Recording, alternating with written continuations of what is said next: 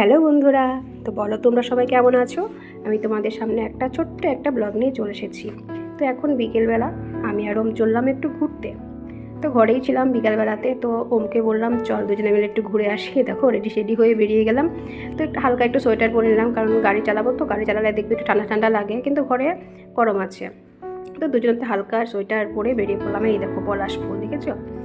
তো চললাম, ভালোই লাগছে, দুজন ঘুরে ঘুরে বেড়াচ্ছি রাস্তায় রাস্তায়, খুব সুন্দর লাগছে। চারিদিকটা আবহাওয়াটা দেখো খুব সুন্দর, পাতা ধরার মরশুম চলছে এখন, দেখো চারিদিকে শুধু পাতা ঝরছে। তো চলো একটা জায়গায় আজকে যাব, সেখানে তোমাদেরকেও নিয়ে যাচ্ছি। চলো, ইচ্ছা হলো জায়গাটা যাওয়ার, তো ভাবলাম যাই একটু ঘুরেই আসি। ঘরে যখন আছি তো ভাবলাম যখন যাচ্ছি তাহলে তোমাদেরকেও আমাদের সাথে নিয়ে যাই, তাই না? তোমরাই বা কেন যাবে না আমাদের সাথে। তো দেখো চলে এসেছি, আর ওই দেখো পিছনে আমার স্কুটিটা দেখতে পাচ্ছ, স্কুটিটাকে ওইখানে রেখে দিলাম। ওই দেখো ভালো করে দেখিয়ে দিচ্ছি তোমাদেরকে। তো ওখানে স্কুটিটা রেখে চললাম দুজন হাঁটতে হাঁটতে, আর পাতায় দেখো চারিদিকে ভর্তি। তো পৌঁছিয়ে গেছি যেখানে আসার ইচ্ছা আছে অনেকদিন থেকেই।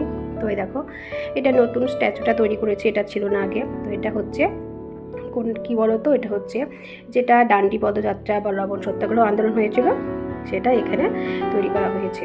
মহাত্মা গান্ধীর নেতৃত্বে 1930 সালের 12ই মার্চ ডান্ডি পদযাত্রা বা লবণ সত্যাগ্রহ আন্দোলন শুরু করেছিলেন, সেটা এখানে তুলে ধরা হয়েছে। এই আন্দোলনের মাধ্যমেই আইন অমান্য আন্দোলনের সূচনা হয়। মহাত্মা গান্ধী আহমেদাবাদের কাছে তার সবরমতী আশ্রম থেকে ডান্ডি পদযাত্রা শুরু করেছিলেন। 24 দিনে 240 মাইল পথ পায়ে হেঁটে ডান্ডি গ্রামে এসে সমুদ্র থেকে লবণ প্রস্তুত করেছিলেন। তো সেটা এখানে দেখো স্ট্যাচুটা করা হয়েছে।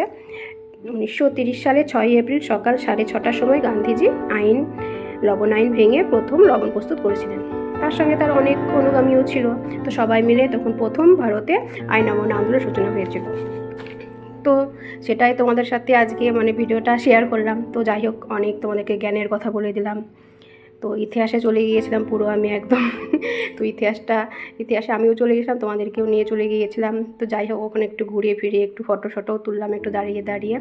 তো তারপরে একটু এদিক ওদিক ঘুরে চলে আসছি এবার বাড়ির পথে আমরা। আর দুর্গাপুর মানেই তো জানো, চারিদিকে সবুজ আর সবুজ, সবুজের সমাগম দুর্গাপুরে। খুব সুন্দর ভালো লাগে, সেই জন্য রাস্তায় ঘুরতে খুব ভালো লাগে, কারণ চারিদিক দুর্গাপুরের খুব সুন্দর। চারিদিকটা এত সবুজ আর সবুজ গাছপালা, দারুণ, সত্যি দারুণ। যারা যারা দুর্গাপুরে থাকো তারা তো অবশ্যই জানো, আর যারা থাকো না তারা অবশ্যই চেষ্টা করবে সে ঘুরে যাওয়ার। খুব সুন্দর জায়গা একটা। এই দেখো রাস্তাঘাটও খুব এখানে ভিড় থাকে না, ফাঁকা ফাঁকাই রাস্তা থাকে, আর চারিদিকে শুধু সবুজ আর সবুজ। তো যাই হোক, চলো একটু ঘুরিয়ে ফিরে আমরা এবার বাড়ির পথে রওনা দিলাম। তো চলো, আমার ভিডিওটা কেমন লেগেছে তোমরা অবশ্যই কমেন্টে জানিও। যদি ভালো লেগে থাকে তাহলে অবশ্যই একটু লাইক দিয়ে দিও, আর সবাই ভালো থেকো। সবাইকে বাই।